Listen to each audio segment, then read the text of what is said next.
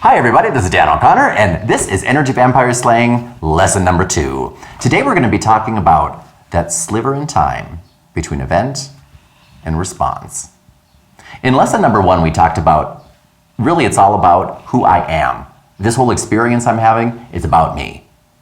But that's very easy to forget when I'm faced with an office gossip or a backstabber or a sniper.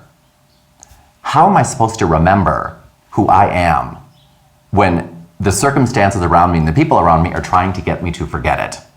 We're going to talk about that in today's lesson. Communication training with Dan O'Connor.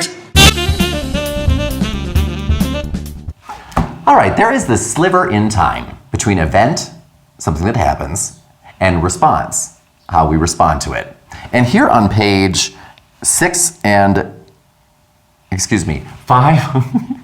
here on page 5 and 6 in your book, Energy Vampire Slaying 101, if you don't have it. If you do have it, great. If you don't have it, it's okay. I talk about the moment between event and response and what we call a personal compass. I'm not going to go into all of the details because I want to keep these videos short. But basically, the most important component of a personal compass, and there are only 3. In your book, there are 4, but I combined the last 2 because really you can, and it's a lot easier, and I'm into quick, easy information. The first component is the most important one, and I'm going to talk about it today. Who are you? I mean, really, who are you? Who are you? Right now, if you had to fill in the blank, I am, what would it be? And I don't mean, for example, I'm a mother, I'm a librarian, I'm a nurse. Okay, let's say that you are those things. You're a father, I'm going to say. You're a librarian. You're a nurse. You're an accountant. Okay. Let's take your special relationships first. Let's say that you're a mother or a father, and your child comes to you and they really need your help because they're hurting. I know that in my conscious mind, I know that hurting people hurt people. The way somebody is trying to get me to feel is the way they feel. If somebody's trying to embarrass me, it's because they feel embarrassed, maybe all the time. If somebody's trying to belittle me, it's because they feel less than. If somebody's trying to hurt me, it's because they are wounded. If somebody's trying to shame me, it's because they are ashamed. If somebody feels bad, they want other people like me to feel the way they feel. Just like, when you win the lottery, if you have. Or if if you win a prize, if you win a contest, if you get special recognition at work, you want to share that with people and you want them to feel good. We want people to feel good when we feel good, and we want them to feel bad when we feel bad. Have you been dumped? Have you? If you've been dumped, you know that there's somebody that you want to call and you want them to join in your pity party as you cry and get through the experience, because it is a natural thing. We want others to feel the way we feel. It is an evolved person who wants other people to feel good regardless of how they feel. Remember, the way I communicate with you has nothing to do with you. It is all about me. But that does not mean if I feel bad, well, therefore, since it's all about me, you should feel bad. It means, as a savvy communicator, I want to bring out the best in other people, even when I'm feeling as though I'm at my worst. And we'll get into reasons why we want to do that later on. But one of the ways we do that is, before we open up our mouths, regardless of what just happened or what somebody just said or what's going on in our life, we want to reflect on who we are. I want to, before I respond to the office sniper, before I respond to a difficult customer, before I respond to my boss who just belittled me in front of my coworkers, I want to stop and remember who I am, because that will help the words take form more naturally. Remember that the substance of who I am is going to come out in the form, or basically how I speak. But I'm a human being. I need help. If you just say something that's assaulting or insulting, my brain chemistry gets out of whack and I'm going to want to react to that in a way that my instinct tells me to. But remember, our instinct might have helped us survive, but we can survive now.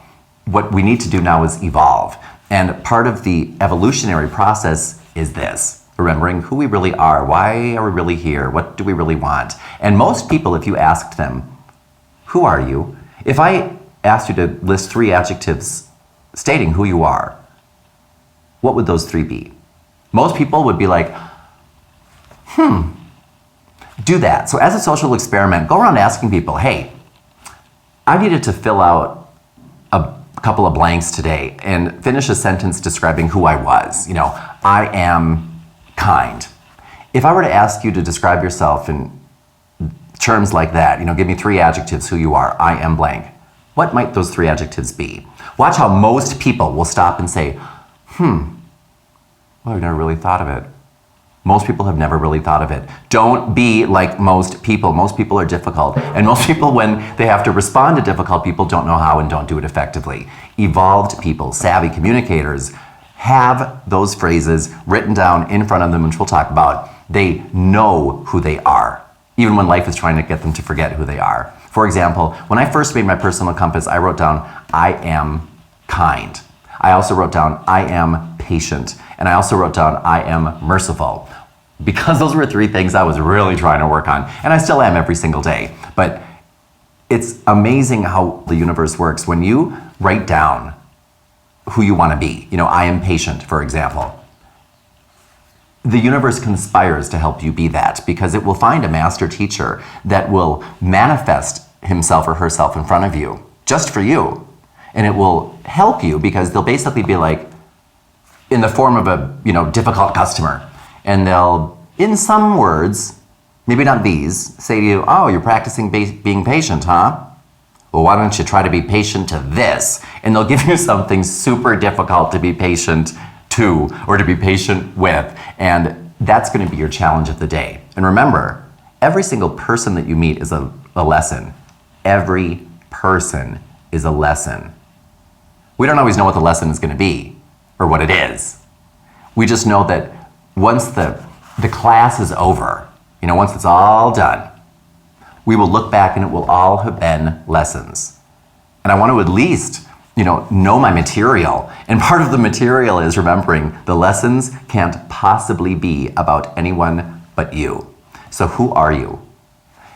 I'd like you to fill out the blank. If you're using your workbook, great. If you're not, write down. Because remember, when people first started writing things down, those people were called witches, and the things they wrote down were called spells because they tended to come to pass. There's a power in writing things down. Write down, I am, and then pick an adjective that you'd like to be the next time somebody that you believe is a special relationship needs you. I am patient, I am kind, I am loving, whatever it may be. And then I would like you, because right away you're going to get an opportunity to remember, you're going to get an opportunity to stop between event and your response. Did we just have an earthquake? You're going to get an opportunity to stop and reflect, wait a minute. I know that what I want to say is this, but that's not really in line with I am a kind person or I am a patient person. I think I'm going to choose to be kind rather than to be right.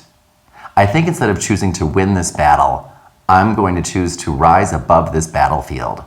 And when you start doing that, when you start, instead of reacting to people and things that they say and do, and then later on justifying it by saying, well, the reason I said this or that is because they said this or that to me first.